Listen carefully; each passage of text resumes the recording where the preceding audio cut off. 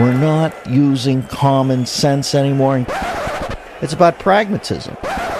Life is the Serengeti plain. Wear a cup. There's no load-bearing walls in that house of cards up on the hill. We're at a point right now where this country has to decide which way it's going to go. I don't have any pride about the authorship. It's just common sense what I'm pitching. Malcolm in the meth.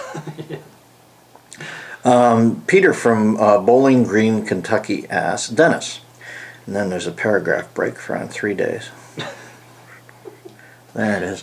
With all this redline stuff, yeah, you shouldn't use that phrase, by the way, in a world that, where everything's on tape, unless you're a, what are they, unless you're like somebody living in the Andes Mountains, a Basque person or something, with a urinary tract infection, you shouldn't talk about red lines in the snow, or the sand, or wherever.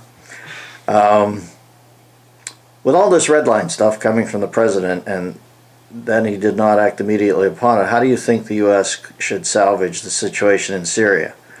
Well, his good friend Vladimir Putin came in and threw him a lifeline. So I think it's over. I think there'll be one last twist where somewhere in a back channel he says to Putin, I have to blow one thing up, be it a vat of nerve gas or a Fokker triplane, something.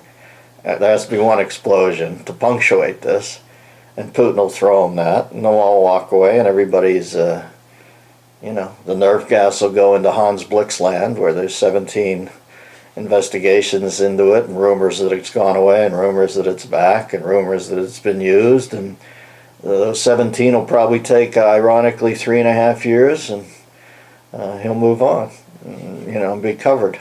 Listen, if anybody thinks they're going to beat Barack Obama in either the lucky realm or the cagey political realm, but somewhere I think Vladimir Putin will know he owns the guy's balls in a lockbox somewhere, and that shouldn't, I don't know if it should keep us awake at night, but certainly it's not good for the country that we're not the most powerful guys anymore.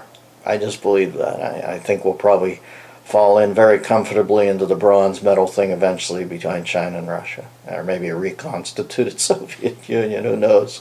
But we'll be in the 3 slot. We'll see how the world reacts when it's like that. I don't think it's a good thing, but I know a lot of people, more than half the country, thinks it's a good thing. So leading from behind, or the bronze position, I think is probably our future. And that might even be safer, because the most dangerous chasm is between being the most powerful country and dithering. That is an awesome wide canyon that you have to straddle.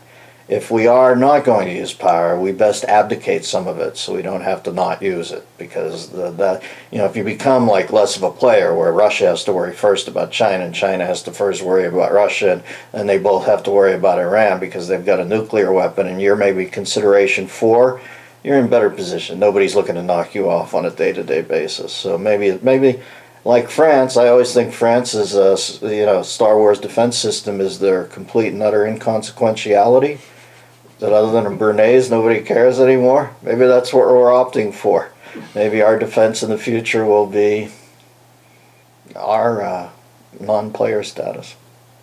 Enjoy these samples of the Bathrobe Sessions, a weekly video available only to members of the DMZ, the Dennis Miller Zone, on DennisMillerRadio.com.